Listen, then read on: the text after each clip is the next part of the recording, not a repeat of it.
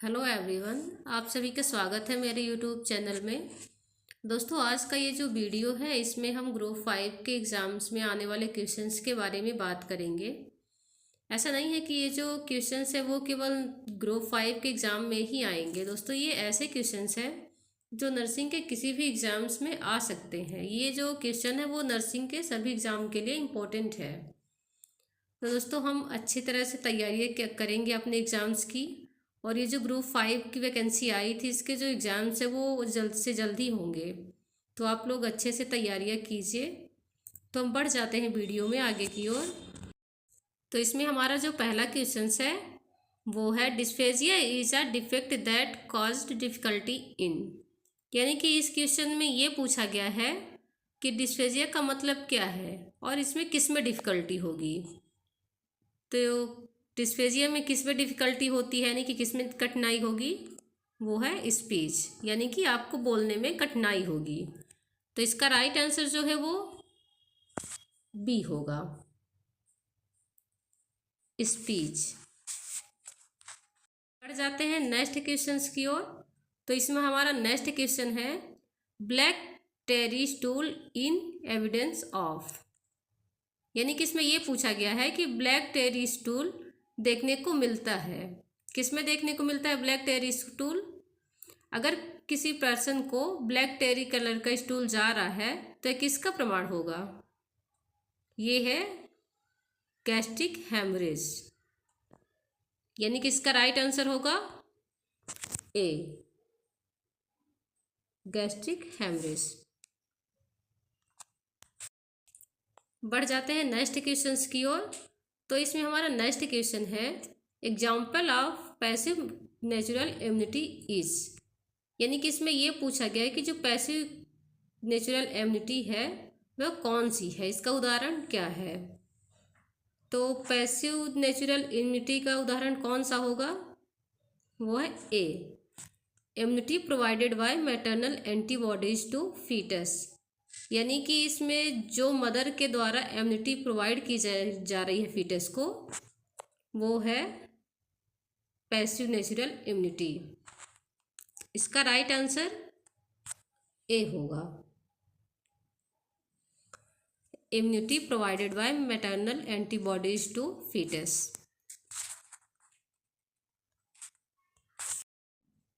बढ़ जाते हैं नेक्स्ट क्वेश्चन की ओर।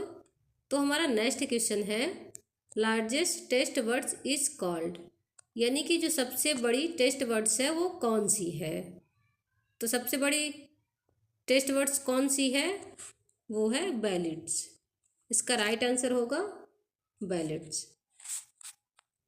आते हैं नेक्स्ट क्वेश्चन की ओर। तो हमारा नेक्स्ट क्वेश्चन है which of this is a structural modification unique to the small intestine.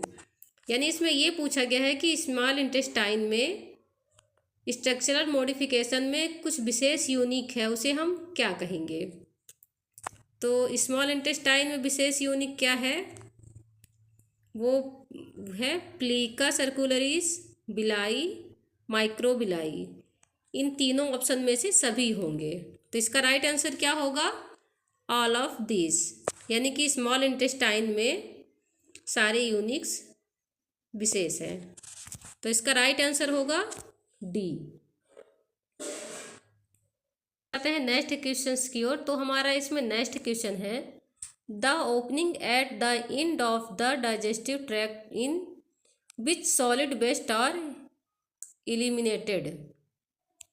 यानी कि इसमें यह पूछा गया है कि जहाँ डाइजेस्टिव सिस्टम की ओपनिंग होती है और सॉलिड वेस्ट को जहाँ से बाहर निकाला जाता है उसे हम क्या कहेंगे। तो उसे हम क्या कहेंगे? एनस। तो इसका राइट आंसर ए होगा। एनस के द्वारा जो सॉलिड वेस्ट है उसे हम बाहर निकालते हैं। बढ़ जाते हैं नेक्स्ट क्वेश्चंस की ओर। तो हमारा नेक्स्ट क्वेश्चन है the end product of digestion of protein is. यानी कि इसमें यह पूछा गया है कि जब आप प्रोटीन का डाइजेशन करते हैं तो प्रोटीन का बचा हुआ प्रोडक्ट क्या कहलाता है। तो वो क्या कहलाएगा? Amino acid.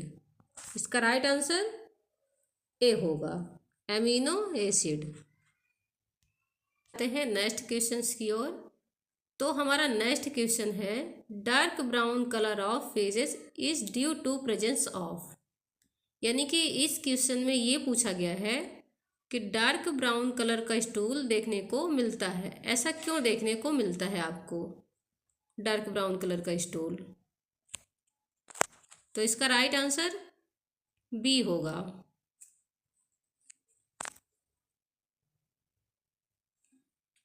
स्टेरिकोबिलिन के कारण। तो इसका राइट आंसर बी होगा, स्टेरिकोबिलिन। बढ़ जाते हैं नेक्स्ट क्वेश्चंस की ओर। तो इसमें हमारा नेक्स्ट क्वेश्चन है पियर्स पैचेस आर फाउंड इन।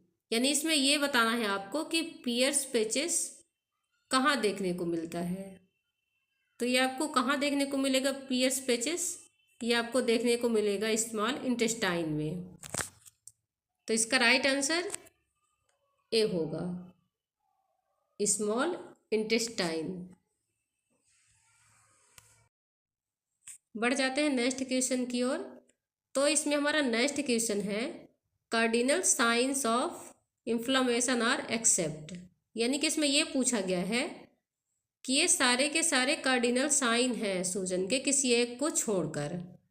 तो इसमें से कौन सा राइट आंसर होगा आपका, वो है बी, हाइपोथर्मिया। हाइपोथर्मिया जो है इन्फ्लामेशन का कारण नहीं है।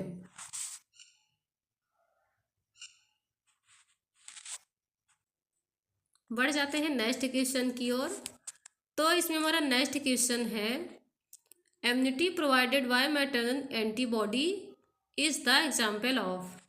यानी कि इसमें आपको ये बताना है कि जो मदर के द्वारा एंटीबॉडीज प्रोवाइड की जा रही है वह किसका एग्जाम्पल है।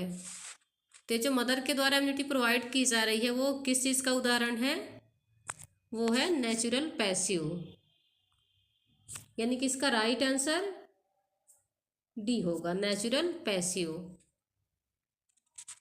बढ़ जाते हैं नेक्स्ट क्वेश्चन की ओर। तो इसमें हमारा नेक्स्ट क्वेश्चन है normally respiratory centre is stimulated by. यानी कि इसमें ये पूछा गया है कि हमारी बॉडी में जो रिस्पायरेटरी सेंटर है उसको एक्टिवेट कौन करता है। तो हमारे रिस्पायरेटरी सेंटर को कौन एक्टिवेट करता है, वो है कार्बन डाइऑक्साइड। यानी कि इसका राइट आंसर सी होगा, कार्बन डाइऑक्साइड। बढ़ जाते हैं नेक्स्ट क्वेश्चन की ओर। तो हमारा नेक्स्ट क्वेश्चन है normal value for partial pressure CO2 are considered. यानी इसमें यह पूछा गया है पार्शियल प्रेशर ऑफ CO2 की नॉर्मल वैल्यू क्या है। पार्शियल प्रेशर CO2 की नॉर्मल वैल्यू क्या होगी, वो है 35 से 45 mm ऑफ Hg। यानी कि इसका राइट आंसर डी होगा, 35 से 45 mm ऑफ Hg है। बढ़ जाते हैं नेक्स्ट क्वेश्चन की ओर। तो नेक्स्ट क्वेश्चन है spirometry does not determine the. यानी कि इसमें यह पूछा गया है कि स्पायरोमेट्री से किस बात का पता नहीं लगाया जा सकता। तो स्पायरोमेट्री से किस चीज़ का पता नहीं लगाया जा सकता है, वह है रेसिडुअल वैल्यूम। यानी कि इसका राइट आंसर जो है वो डी होगा, रेसिडुअल वैल्यूम। बढ़ जाते हैं नेक्स्ट क्वेश्चन की ओर। तो हमारा नेक्स्ट क्वेश्चन है what cell type secretes surfactant. यानी कि इसमें यह पूछा गया है कि सरफेक्टेंट कौन सी सेल सीक्रेट करती है। तो कौन सी सेल सीक्रेट करती है, वो है type 2 alveolar cell of pneumocyte cells. इसका राइट आंसर सी होगा।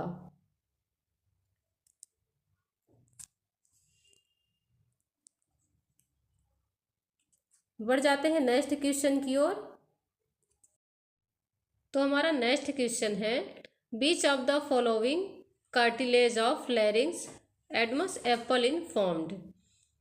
यानी कि इसमें ये पूछा गया है कि कौन सी कार्टिलेज की मदद से लैरिंक्स में एडमस एप्पल बनता है। तो कौन सी कार्टिलेज की मदद से बनता है, वो है थायराइड। तो इसका राइट आंसर डी होगा, थायराइड। बढ़ जाते हैं नेक्स्ट क्वेश्चन की ओर। तो हमारा नेक्स्ट क्वेश्चन है when glucose is found in urine it is called. यानी कि इसमें यह पूछा गया है कि अगर यूरिन में ग्लूकोज की मात्रा पाई जाती है तो उसे हम क्या कहेंगे। अगर यूरिन में ग्लूकोज पाया जा रहा है तो उसको आप क्या कहेंगे, ग्लाइकोजूरिया।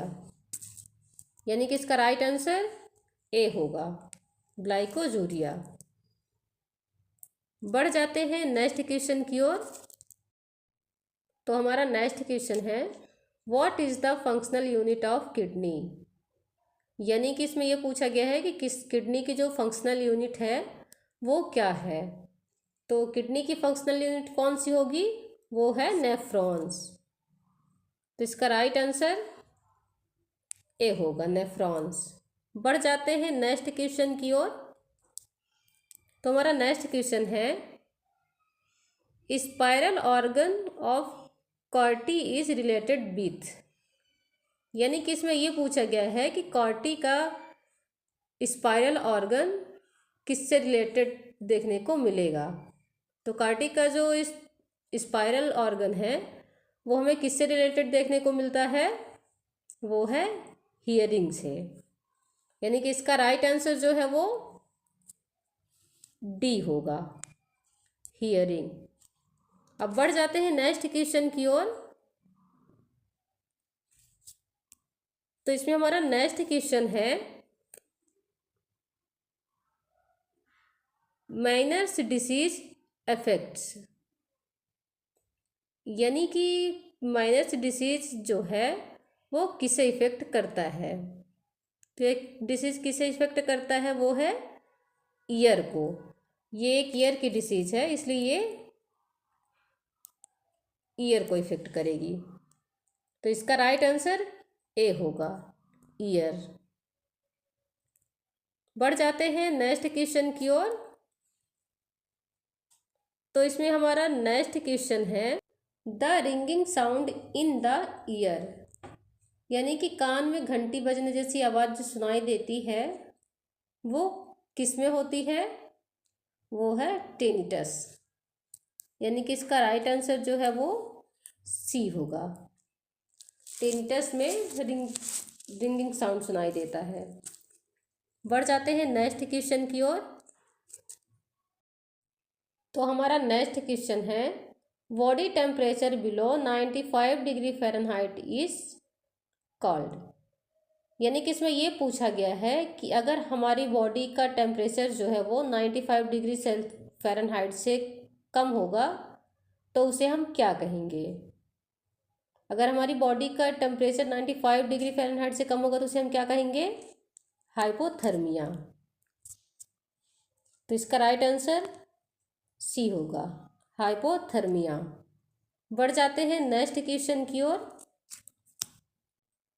तो हमारा नेक्स्ट क्वेश्चन है the most reliable method of taking pulse is. यानी कि इसमें यह पूछा गया है कि जो मोस्ट रिलायबल मेथड है पल्स को एसेस करने की वो कौन सी है। तो वो कौन सी पल्स है रिलायबल मेथड की, वो है एपिकल्स।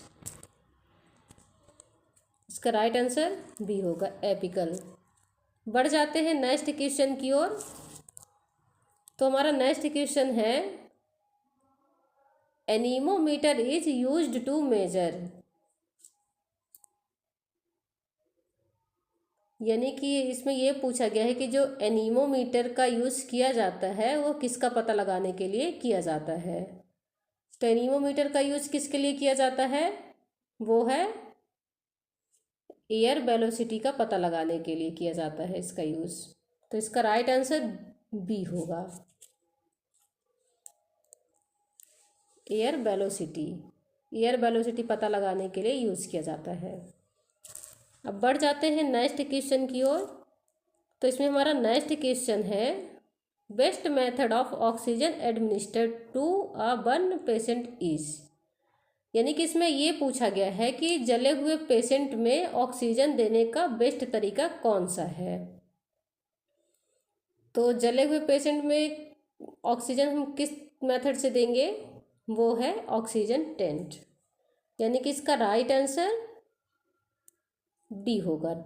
ऑक्सीजन टेंट की मदद से हम बर्न पेशेंट को ऑक्सीजन देंगे। अब बढ़ जाते हैं नेक्स्ट क्वेश्चन की ओर।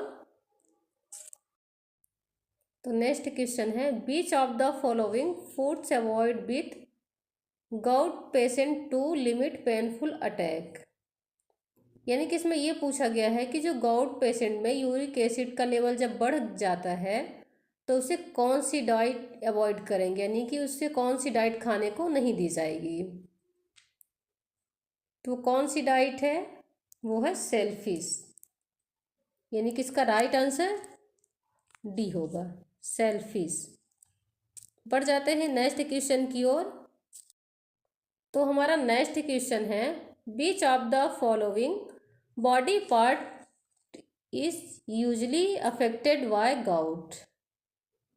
यानी कि इसमें ये पूछा गया है कि बॉडी का कौन सा पार्ट है जो यूजली गाउट बीमारी से अफेक्ट होता है। तो कौन सा बॉडी पार्ट है जो ईजली अफेक्ट हो जाता है, वो है ग्रेट टॉय। यानी कि इसका राइट आंसर डी होगा, great toy. Right answer D है। बढ़ जाते हैं नेक्स्ट क्वेश्चन की ओर। तो हमारा नेक्स्ट क्वेश्चन है which of the following match with the definition of poor output of urine. यानी कि इसमें यह पूछा गया है कि यूरिन का आउटपुट अगर बहुत कम आ रहा है तो उसे कौन सी डेफिनेशन से मैच करता है। तो ये किस डेफिनेशन से मैच कर रहा है, अगर यूरिन का आउटपुट कम आ रहा है तो वो है ओलिगोयूरिया। अगर यूरिन आउटपुट कम आ रहा है तो उसे हम ओलिगोयूरिया के नाम से डिफाइन करेंगे। तो इसका राइट आंसर ए होगा, ओलिगोयूरिया। बढ़ जाते हैं नेक्स्ट क्वेश्चन की ओर। तो हमारा नेक्स्ट क्वेश्चन है glucose is completely reabsorbed by ईज। यानी कि इसमें यह पूछा गया है कि ग्लूकोज को पूरी तरह से रीअब्जॉर्ब कर लिया जाता है किसके माध्यम से। तो ये किसके माध्यम से रीअब्जॉर्ब कर लिया जाता है ग्लूकोज पूरी तरह से, वो है कन्वोल्टेड ट्यूब्यूल्स। यानी कि इसका राइट आंसर ए होगा, कन्वोल्टेड ट्यूब्यूल्स। बढ़ जाते हैं नेक्स्ट क्वेश्चन की ओर। तो हमारा नेक्स्ट क्वेश्चन है dorsal pedis is the pulse felt over. यानी कि इसमें यह पूछा गया है कि डोर्सल पेडिस पर महसूस होने वाली पल्स कौन सी है। तो डोर्सल पेडिस पर कौन सी पल्स महसूस होती है, वो है लोअर लिम। यानी कि इसका राइट आंसर ए होगा, लोअर लिम। दोस्तों आज की क्लास यहीं तक है, मिलेंगे नेक्स्ट वीडियो में। अगर आप लोग को वीडियो पसंद आया हो तो लाइक और सब्सक्राइब ज़रूर करें। मिलते हैं नेक्स्ट वीडियो में।